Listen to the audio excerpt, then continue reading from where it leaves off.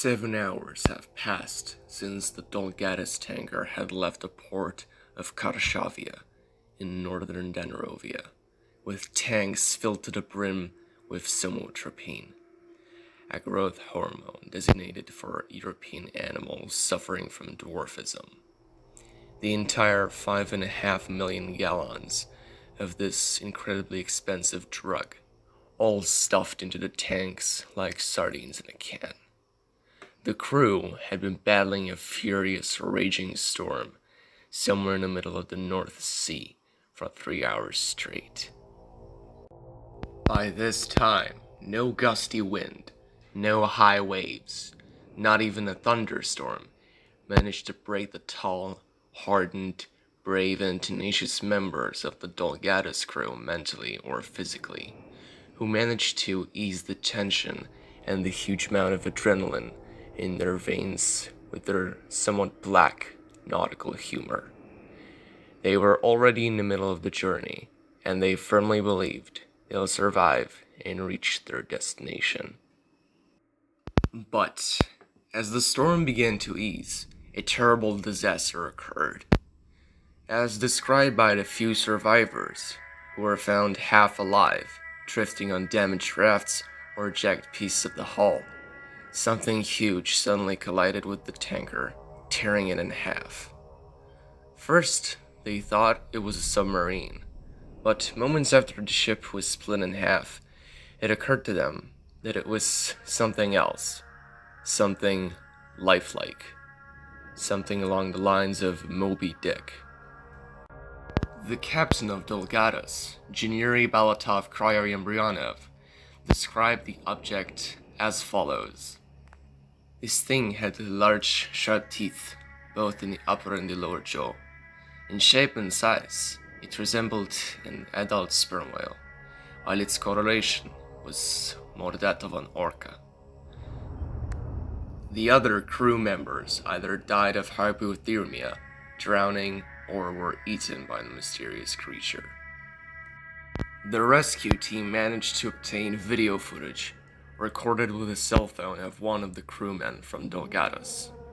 The cell phone was found in one of the tanker's 5 damaged tanks, still clutched to the owner's left hand. The video lasts less than a minute. The person holding the phone turned on the recording at the exact moment when the tanker was violently ruptured. The video shows a large sea animal emerging from the water. It matches perfectly with the captain's description. The animal has its head on the deck, like a sledgehammer on an anvil, throwing the cameraman into the air. The person begins to inevitably dive towards the huge, gaping maw, while screaming in fear of death. During the analysis, a terrifying discovery was made. The animal in the video was identified as a thought-to-be-extinct predatory whale specimen. More specifically, the Leviathan melvili. People began to ask about this monster on the internet. Questions were answered by the so-called glacials, explaining that they were conducting an experiment, the purpose of which was to bring back this cetacean specimen to life, to tame it, and make it an underwater guardian of Danarovian territorial waters. During the analysis, a terrifying discovery was made. The animal in the video was identified as a thought-to-be-extinct predatory whale specimen. More specifically, the Leviathan melvili. People began to ask about this monster on the internet. Questions were answered by the so-called glacials, explaining that they were conducting an experiment, the purpose of which was to bring back this cetacean specimen to life, to tame it, and make it an underwater guardian of Danarovian territorial waters. However, the animal got out of control and began causing chaos throughout the North Sea. A week later, Kukurin Javelini F. Santanov, the captain of Javelin, one of the battleships of the Danarovian Naval Guard, reported a cluster of drifting, desecrated remains of squids, octopi, dolphins, orcas, sperm whales, and even humans near the border of the North Sea and the Atlantic Ocean. More and more reports about the monster's attacks began to appear on the news. It was much larger than the blue whale, with teeth capable of tearing through metal. As mentioned before, even humans started to become targets of the creature. This had to be stopped. Judith Gallia Talgathov, the commander of the 2nd Glacials Brigade, vowed to do everything in her power to stop the beast created by her subordinates, which they named Melvin. Judith was strong, but she knew full well that she couldn't do this on her own. As such, she sent out emails all over the world, politely asking for help in eliminating the Melvin. 3 individuals replied. Moria Sakayevna Blithis, a former experienced member of the Glacials, a Denrovian. Kolbin Polsaryev Irisov, an expert on weapons and ammunition, and Mikhail Petanov Kabriev, a specialist on advanced water transportation, both Genedavians. They planned to meet at the Glacial's hideout. However, little did they know that someone else would follow them. When they gathered, there was a small misunderstanding. It turned out that Kolbin was the one in charge of transportation, while Mikhail was in charge of the weapons. But, as you can guess, that didn't change much. They began to plan on how to get rid of Melvin, but they first had to track him down. So, let's recap. Melvin was supposed to be a living submarine that was supposed to guard your territorial waters, but instead it became a bloodthirsty killing machine? Petnunov asked. We didn't want to isolate the animal from its natural environment. It never crossed our minds that Melvin could get out of control. We had him for about 10 years, tamed and cared for him as well as we could. I have no idea why Melvin would just run away from us and start hunting, Moria answered. Is there any chance of locating this monster without having to detonate a nuke to drain the ocean? Asked the frustrated Polsaryev. Of course there is. We implanted a GPS tracker in it when it was just a baby. The problem is, only we can see its current position. If we want to keep the others safe, we must share Melvin's route online with a live feed, Judith said, adjusting her hair. I personally think that— Moria, above you! Kabriev broke off, pointing to the glass roof above them. Moria turned around and looked up. At that moment, the glass was shattered, after which a certain unexpected visitor rushed inside the glacier. Gasper! You're alive? But how? Asked Moria, surprised by Gasper's sudden return. I managed to regenerate my spinal cord and the rest of my body by producing an excess of acetylcholinesterase, a protein which is responsible for the regenerative capabilities of cephalopods in humans, to a lesser extent. Gasper answered in a calm and serious tone. You have no idea how happy I am to see you again, said Moria, hugging Gasper affectionately. Good, that's enough, Moria. I missed you too, Gasper joked, to which others reacted with a warm laughter. Alright, we left, but it's time to get serious again. First of all, who the fuck are you, Gasper? Asked Mikhail, calling the group to order with the simultaneous intention of getting info on the unexpected newcomer. Tell me your name and I'll tell you mine, Gasper replied with a request. Oh, so it's that kind of conversation. Okay. I am Mikhail Petanov Kabriev, and I am a Genedavian weapons and ammunition expert. Height 173.5 centimeters. Weight 66 kilograms. Okay, that's enough. My turn. I am Gasper Sabarov Noktar, but they call me Aculasper. I am the DNA holder of a cephalopod of the Abdopus aculeatus species. Height 175.5 centimeters. Weight 55 kilograms. I am from Denrovia, but I have a Polish descendants, Gasper answered.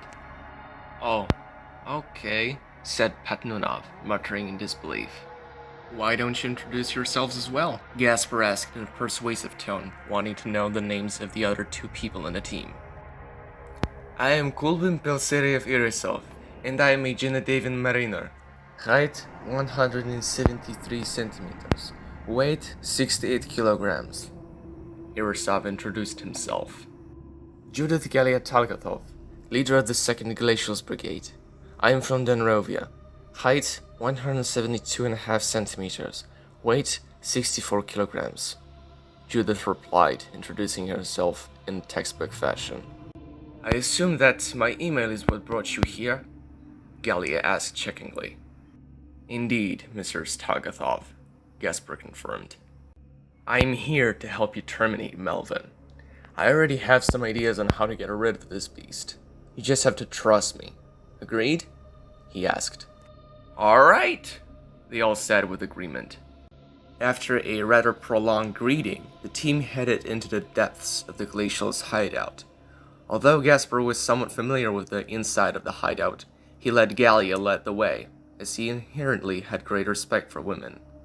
After about 20 minutes of hiking through the irregularly shaped corridors of the glacier, they arrived at their destination. This is it, Melvin's birthplace, Judith announced. Gasper looked closely at the aquifer that was to be Melvin's home. Galia, don't you think he could have wanted to break free because he was tired of living in constant confinement? Gasper asked.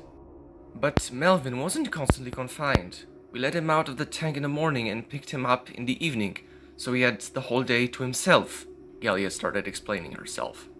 Still, it is a wild animal, and these are meant to live in an open environment. Otherwise, they can turn against their keepers and hurt them severely, or kill them to avenge their years spent in captivity, Gasper explained, which made Galia rethink what she has done. I hate when it happens, but I have to admit you're right, Gasper Sabravnotar, Judith replied, having reflected on her actions. You all still talking? This beast is gonna show up and attack any minute now, Mikai asked, interrupting Gasper and Judith's conversation, slowly losing his patience. As soon as Petnunov finished speaking, a loud pound on the floor occurred, almost making them lose their balance. Moria almost fell into the tank, but Gasper saved her in time, using one of his AMI tentacles that peeked out from under his shirt to grab her arm. Whew! Thanks, Gasper, she sighed with relief, thanking Noktar. The hell was that? Pelsariev shouted in terror. It's Melvin, Judith replied. Ugh! That son of a bitch just tracked us down! Gasper shouted furiously, picking himself up from the slippery floor. I bet you one more strike and he'll turn our guts into a jello. Follow me! He shouted, after which they started running in a previously unseen direction. Got any ideas how to get that beast out of here? Galia asked, somewhat concerned by Gasper's behavior. We're gonna set Melvin against his natural enemy. We just have to let the guy out into the water and let him bite Melvin to death, he explained in a slightly frantic but still calm voice. What are you talking about, Gasper? Moria asked in confusion. Megalodon. We let him go, he'll track Melvin down, and kill him on the spot! Gasper answered, making no attempt to hide his excitement. In the next 3 minutes, all 5 of them were next to a body of water in which a gigantic shark, perhaps 18 meters long, was being kept. Melvin was gaining on them. He was getting ready to make a second, much harder hit on the bottom of the glacial's hideout, getting ready to break through more than a half a meter thick sheet of ice just to sink his teeth into one of his favorite meals, flesh. However, his charge failed. Before Melvin had time to ram the sheet of ice they were standing on, the megalodon attacked the beast by surprise, biting into the right side of its massive body. Die, you fucking fat beast! Gasper growled, with a strong mix of insanity and euphoria in his voice, happy to see his plan prevail. I haven't seen you from this side yet, Gasper, said Moria with visible and audible concern. Is this how you react to success?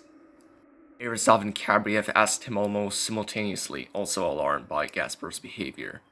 If it's a successful kill, I don't need any other reaction, Gasper replied with a strange calmness on his face.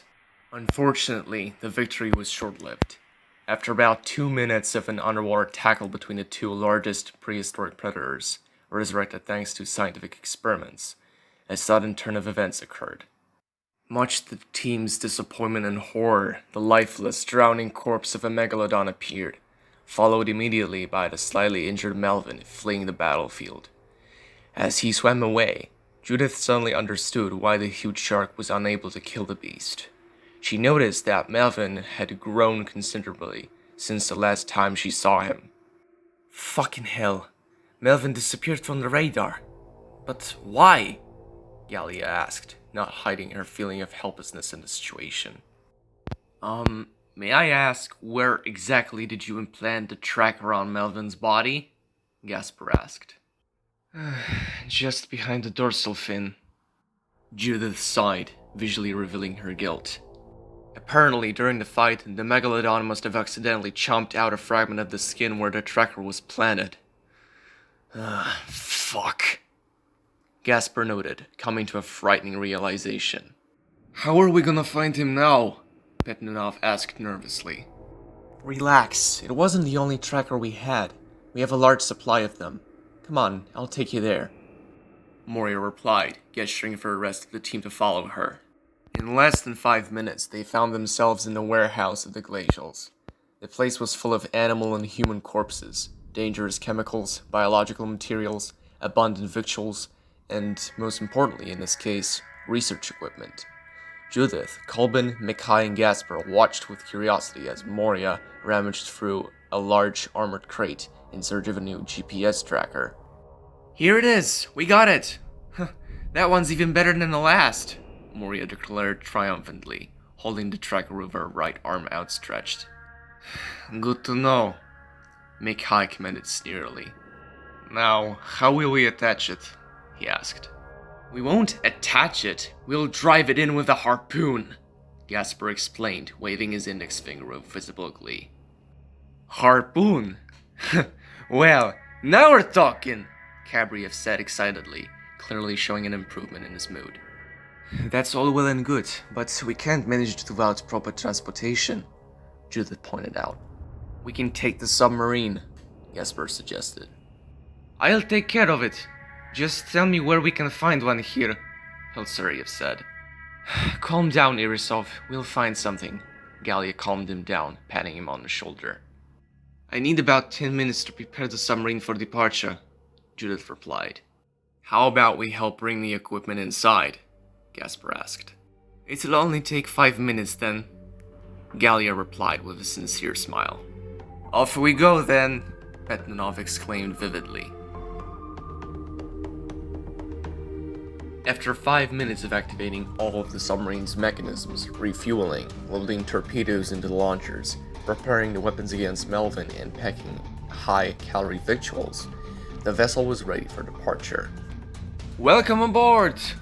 Judith exclaimed jokingly, but with a hint of seriousness in her voice, as she climbed out of the open hatchway at the top of the hull with a rope ladder. Once everybody was in, Gasper made sure the entry hatch was tightly closed so he and the others wouldn't end up drowning. Alright, we're heading out. Prepare to descend, warned Judith, starting the engine. And so they went off. Everyone was surprised when, instead of growling propellers, they heard a slow, underwater breeze, reminiscent of a large fish waving its tail. What kind of drive is that? Asked the astonished Bolsariev. This machine is shaped like a shark. Propellers would be too loud, frightening away the animals, and, worst of all, alerting Melvin to our presence before we'd even get a chance to prepare to fight him, Judith explained. Ha! Now that's the kind of technology I respect, Irisov commented proudly. That's not all. Watch this, she said, pressing one of the many buttons on the control panel. To the amazement of the other three, except Noktar, the front of the sub began to open. A huge, semi-spherical window appeared, allowing them to gaze upon the underwater world around them. From the outside, it looked like an oversized pearl that a huge metal shark was trying to eat or swallow whole.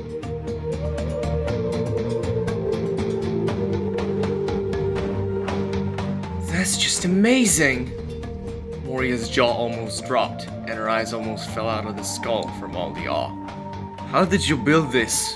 Mikhail asked out of sheer curiosity and disbelief.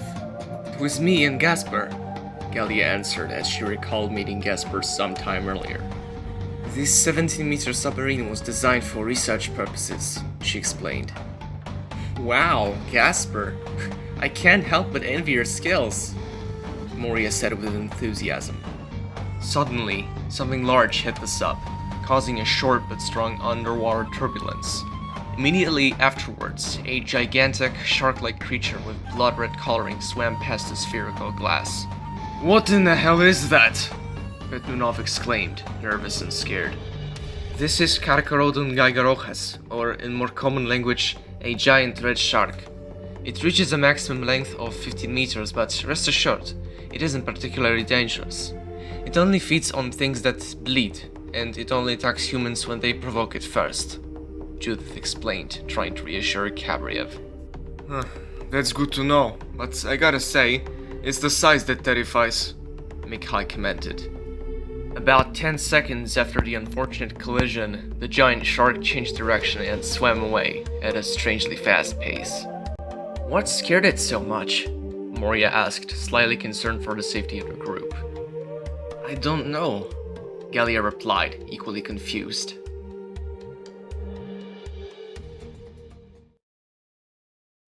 Just as Judith finished her sentence, something huge hit the sub and a series of dents appeared on the roof. What the fuck? Gasper shouted furiously. Whatever it is, it wants to eat us alive, Mikhail commented, shouting nervously. Just let me see what it is, Gasper said with a clear ire in his voice, activating his IMI transformation. Gasper, don't go out there, it's dangerous! Moria protested. I cheated death once, I can do it again! Gasper replied, grabbing onto the hatch with his tentacles to pull himself up and out of the sub. Before doing so, however, he left all his electronics in a watertight compartment, so that he wouldn't suffer an electrocution. After a short struggle with the hydraulic hatch, he managed to swim outside. He felt shock as soon as he saw what had attacked the submarine. Why the hell did I even bother to get out? Gasper thought, seeing Melvin biting into the hull with the intent of sinking the submarine. Taking advantage of the beast's unawareness to his presence, he pulled out the harpoon he had secretly taken with him earlier and attached it to his pants so he wouldn't lose it. He swam quickly to the boundary between the animal's head and back and stuck the GPS tracker into the beast's skin. To make sure it would stay in place permanently, he shoved it deeper with his foot. Meanwhile, in the submarine, Judith noticed a signal on the radar. What the hell is going on out there? She asked angrily. I don't know anything besides the fact that Gasper's outside, Moria replied. Suddenly, she felt a strange emptiness in the left pocket of her lab coat. Hey, where's my tracker? She asked with confusion and fear. Fuck! The harpoon is gone! Petnunov noticed, with fear and anger in his voice. If it goes on like this, that pile of steel will drag us down with it! Elsariev panicked, lying down on the floor and covering his head. Then, suddenly, they felt the outside noise and pressure on the sub stop. Galia, out of curiosity, made the sub turn 90 degrees to the left. She saw Melvin swimming away, however, appearing much bigger than the last time she saw him. Fuck, he has found us again, she thought, somewhat impressed by Melvin's tracking skills. Where's Gasper? Moria asked, visibly worried and breathing heavily. Right there with you, Gasper answered, slipping back into the sub unnoticed. Okay, you're alright, so tell us, what the fuck did you do and how did you survive? Mikhail asked, demanding answers. While you were busy enjoying the view from the spherical window, I used one of my AMI tentacles to steal Moria's GPS tracker and discreetly took a harpoon from Kabriev's backpack, Gasper explained. You smart son of a bitch, Kabriev commented. Maybe, Gasper replied jokingly. Thanks to me, you now have a view on Melvin's position, he added. Guess we have this fucker right in our hands now, Mikhail commented. What? Judith cried out in surprise, staring at the control computer screen. What's the matter? Mori asked in a worried tone. The tracker registered Melvin's current size. He's 45 meters long now. How long was he before? Kulbin asked. 18 meters, she added. Melvin absorbed virtually all the cargo from Delgada's, making it grow 2.5 times the size, Gasper explained. Well, that's quite a large bust that we have in our grasp, said Bednunov with both horror and excitement.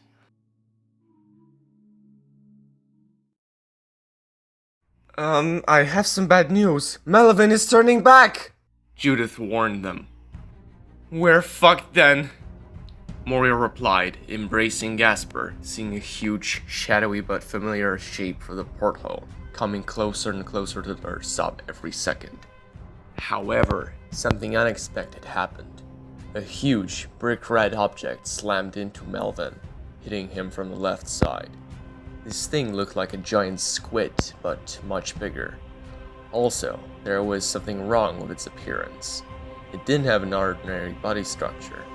It had 10 tentacles, full of octopus-like suction cups, with sharp, hook-like protrusions extending from them, which it probably used to hunt its prey. The eyes of this thing were housed in a sort of cone protruding from its head. Its length exceeded 20 meters, most of which were tentacles. The two sea giants began to fight each other, while the mysterious cephalopod wrapped itself around Melvin's body and tried to bite into it with its beak. Judith started to turn the sub towards the show. Melvin desperately tried to bite the boneless giant's tentacles in order to discourage it from fighting, but without much success, as it did not give up for even a moment. One thing was certain, only one would come out of this alive. I don't know what's going on here, but this is one of the most epic things I've ever seen, Gasper commented. Skylus, Gallia whispered. Who? Cabriev asked. What's Skylus? Yarosov asked, equally puzzled. It is a squid of the Skylotuthis giganteus species.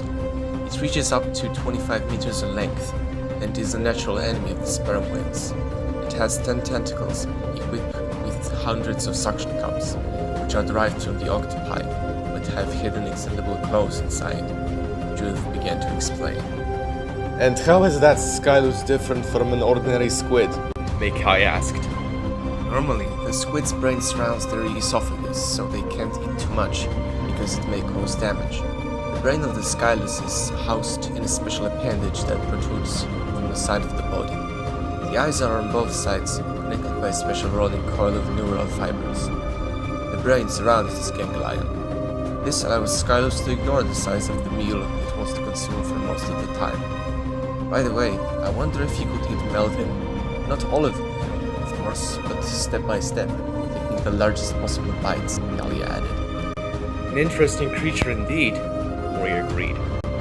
Suddenly, to Gasper's surprise, Melvin gave up and swam away. Meanwhile, the Skylus was heading in the direction of her submarine. Don't want to interrupt you, but I can see our underwater invertebrate homie heading our way, Gasper warned the team. Fuck, now that Melvin's gone, he's probably after us now, Bednunov thought aloud. In that moment, Skylus approached the sub and did something unexpected. Instead of attacking, which the team strongly believed he would do, he put his tentacles around the hull and began to tell the damaged sub. What is this giant doing? Kulbin asked, concerned about the situation. I don't know. Maybe he's dragging us to his house to eat us and spit out the remains, Mekai suggested. Come on, Cabriev. If Skylus wanted to eat us, he would do it right away. He must have something else in mind, Mori replied. What is it about then? Bednunov asked, visibly distrustful. I know it may sound crazy, but I think he wants to help us, Moria said with uncertainty in her voice. How can Skylus help us? Yarosov asked in disbelief. Look, we already know that Melvin and Skylus hate each other. We also know that Skylus is fairly peaceful towards humans. We can weaken Melvin ourselves first, and then Skylus will finish him off, Judith suggested. Good idea, but we'll have to find Melvin's weak spot first, Gasper pointed out.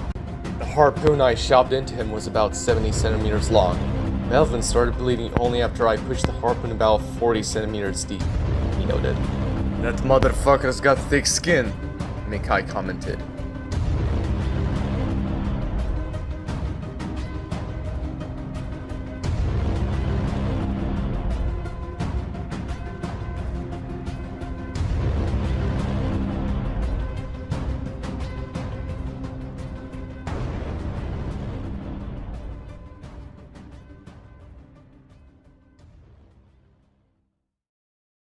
We can attack him with the Khabarovsk battalion's Akula-type battleships.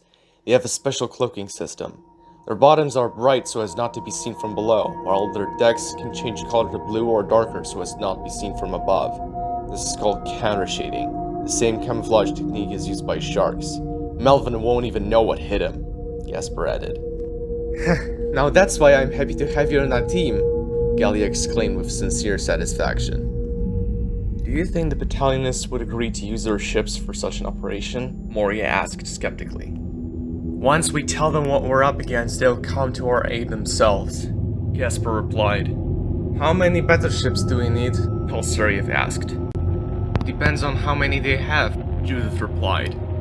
From what I've heard, they have 5 available, Kabriev informed her, gesturing with his right hand. Tell them we're taking them all, and ask how much will it cost us, Gasper said to Mikai. Fine, I'll manage it right away, Bitmanov replied.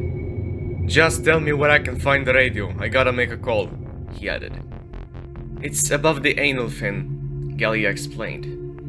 Okay, I'm on it then, Kabriev replied before moving out. The Skyless, much to the team's surprise, began to slow down. Shortly after, it released the sub from its grip and slowly swam away. When the team spotted 5 other vessels through the porthole, they understood why it had left. There was a symbol on each vessel, in the form of 2 Cyrillic characters, Kha, B. It was an abbreviation of the Russian Khabarovsky Battalion. Mikai then returned, leaving the radio room. Well, the battalionists have arrived. Now we can negotiate, he proclaimed with satisfaction in his voice. Let's get started then, Gasper replied with glee. The conversation began. Hello, this is Judith Gallia Targathov, the Danrovian commander of the 2nd Glacios Brigade. We have been attacked by an overgrown predatory cetacean, a Leviathan melvillei specimen, that is. We created it, but it got way out of control. His name is Melvin. Can you help us terminate him? Judith asked. Greetings. I am General Anton Novosibirskov-Yukonov, the commander of the Khabarovsk battalion. I agree to cooperate with you, but I have a request. We need an accommodation and an emergency access to the Javelin battleship. Will you be able to meet those 2 conditions? Yukonov asked. As you wish, Mr. Anton, Gallia replied. One more question. Does this cetacean have a tracker so that we can easily find it? He asked. Of course, the cetacean has been tagged and is perfectly trackable, all thanks to Gasper Sabrav Noktar, Moria said with a little pride. We have a request for you, Mr. Yukonov. Our submarine is badly damaged and we need help with transportation. Could you tow us to the nearest shipyard so we can repair it? Pelseriev asked after a long period of absence. No problem, especially since it is getting quite dark. Anton agreed. Get the hooks ready, he exclaimed, ordering the rest of the battalionists over the radio. In less than a minute, the shark-like submarine was attached to 5 ropes, and the towing began. It lasted approximately 3 hours. After that time, they arrived at a rather unexpected location. Okay, we're almost there, Anton called over the radio. Where are we? Bitmanov asked, feeling slightly sleepy after a solid nap during the journey. See for yourself, whispered the slightly frightened Pelseriev. I can't believe it. Karashavia, Gasper commented, clearly terrified. Why did you choose this place? Judith asked, surprised and worried. Other ports have been closed to reduce the risk of Melvin's attack. Besides, Melvin was on his way to the Mediterranean Sea where he intended to make even more of a mess. Karshavia was opened in order to lure Melvin back to the Novian waters, so that we can kill him here. Yukhanov explained.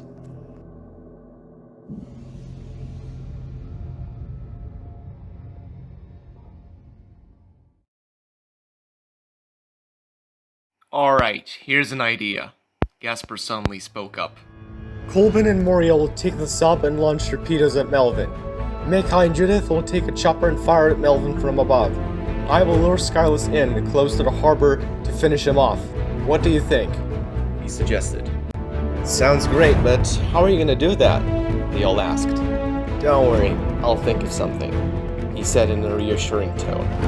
Afterwards, Petanov and Galia got on a chopper bearing the battalion's logo, taking off to the sea with the task of tracking, and, if they were to be lucky, terminating Melvin. Pelsuriev and Moria headed their submarine over for a purse and boarded one of the battalion's vessels. Full speed ahead! Yukhanov exclaimed, firing up the engine.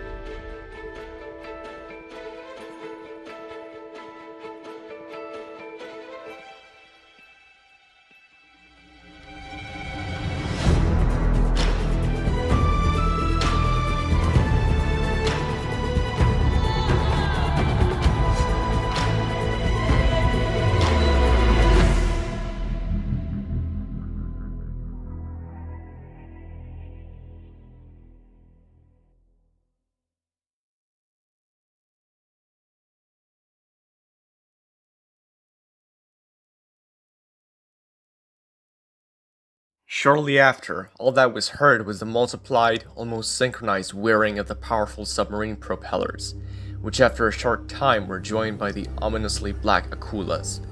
The bottoms of the ships changed their colors to resemble the light entering the water. This was all made possible by millions of artificial graphene pigment cells, called ultrachromatophores. Not 10 minutes had passed when Melvin appeared on the radar. Attention, this is General Novosibirskov. Target locked. Range 200 meters from Karshavia.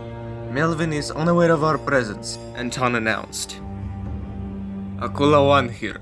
On behalf of the rest of the fleet, I request the permission to proceed. Someone replied.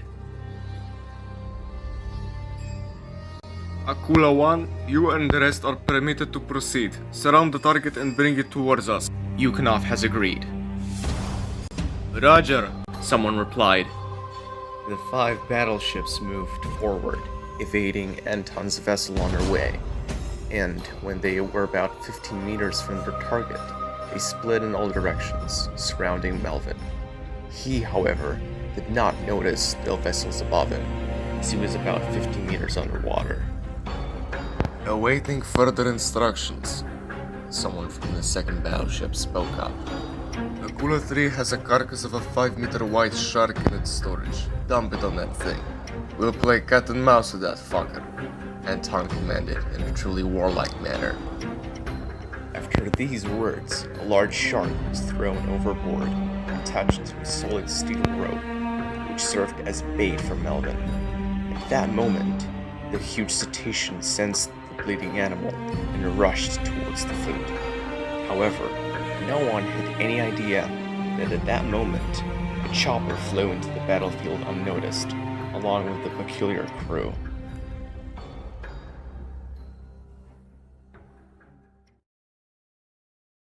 To the surprise of the Akula 3 crew, Melvin emerged from the water and tried to make a destructive jump on the seemingly unfortunate battleship. Meanwhile, Moria and Irisov emerged from the hatch of one of the battalion's vessels to see what was happening. Fire with will, Mikhail! A rather familiar-sounding voice came from above, from inside the helicopter. Then, a loud and long bullet barrage ensued. Moria, above us! Alsuriev exclaimed, pointing at the sky.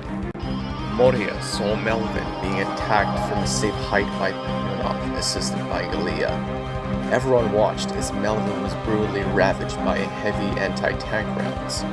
Having taken about 200 shots to its head and side, the oversized cetacean retreated into the water, heading towards Moria and Kulbin. Fuck, this wasn't supposed to happen!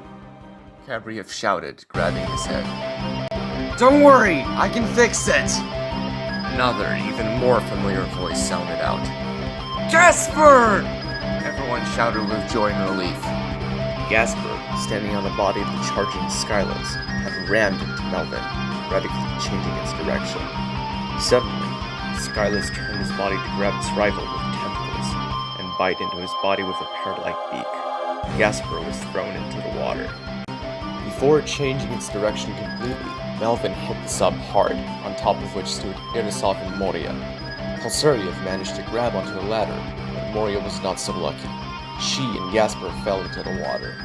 Judith, we have to get them back! Mikhail screamed, scared and nervous at the same time. We won't make it! We're low on fuel and we have no reserves! Judith replied, equally terrified. Gasper! Moria! Behind you! Kolbin shouted. Fuck! Gasper cursed, almost whispering, when he saw Melvin coming towards him and Moria. Moria, please swim away, Gasper said in a tranquil voice. Gasper, please don't! Moria pleaded. Trust me, I'll come back. Gasper reassured her. Remember, Moria, you did nothing wrong, he added, and then began to draw the monster's attention back to himself. He didn't even try to swim towards the sub due to the distance between him and Melvin. Come on, you oversized monster! Devour me if you can! Gasper shouted with anger and courage in his voice, provoking Melvin. The whale burst out of the water, tossing Gasper and Moria into the air. Gasper! Moria screamed in a fit of despair and terror while still in the air. Bon appetit, Melvin! Gasper screamed, disappearing into the giant's maw.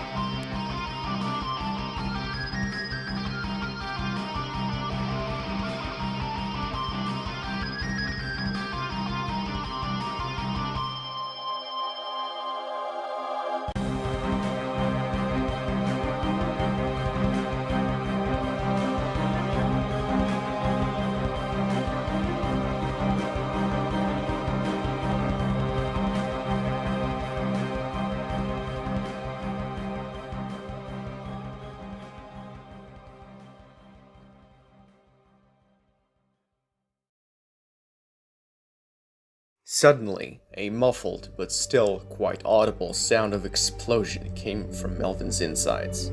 Then, its body vibrated violently and fell, hitting the water with tremendous momentum, almost in slow motion, nearly crushing Moria.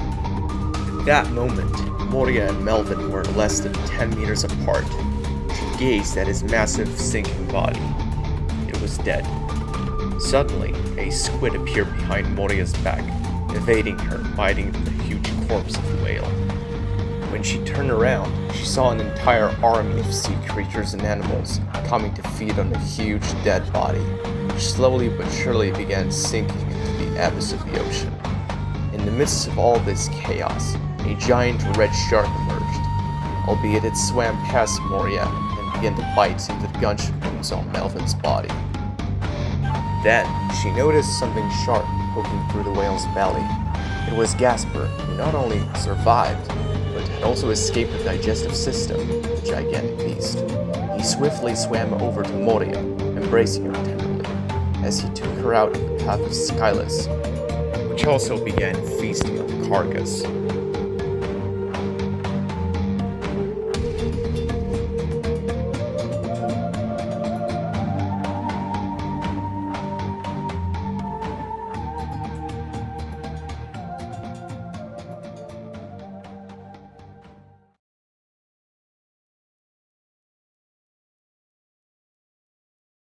Okay, I get it. You like each other, but it is time to go. Mikhail interrupted them.